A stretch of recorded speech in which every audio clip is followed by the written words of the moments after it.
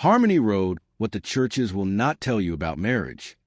So the one thing historically to realize about marriage is that during Christ's time, very little was said about marriage. There was a whole set of laws and rules for the Israelites, but they were also polygamists and polyamory, and there were sections of the law that basically said you can't do this to an Israelite woman or female, but you can do anything you want to the others. So they had foreigners who were prostitutes, both male and female, and it was acceptable for them, along their rules, which is something people don't realize.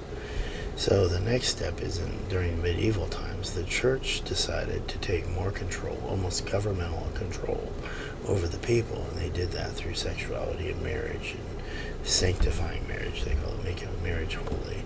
There's no such thing. Marriage is it is what it is. It's an institution that's wonderful, but when you realize the history of it, and it's just for control. Now, religions do it for specific reasons. They do it for control over people.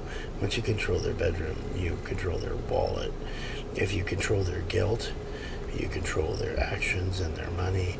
And if you call it a sin, which it wouldn't be, it isn't, then you call it, then you control their money. It's also about just money, power, prestige.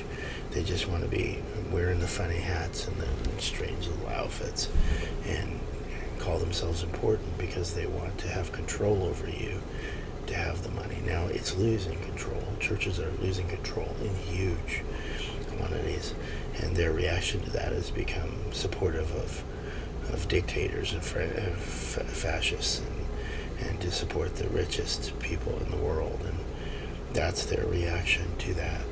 But you have to understand, as far as marriage and monogamy, for one, they're not monogamous. The whole every church has a scandal about non-monogamy, both homosexual and straight monogamy, and murder, because Catholic Church, for example, has cemeteries of children underneath their churches from the nuns and the priests having sex, and that's pretty much an abortion too. So they call against things that they do in mass quantities. Is kind of a hypocritical. Now you remember that Jesus said, hey, basically, you sons of vipers, you hypocrites. He screamed and yelled at the religious Pharisees who wanted to become important, wanted to become powerful in other people's lives. And that's exactly what we find today.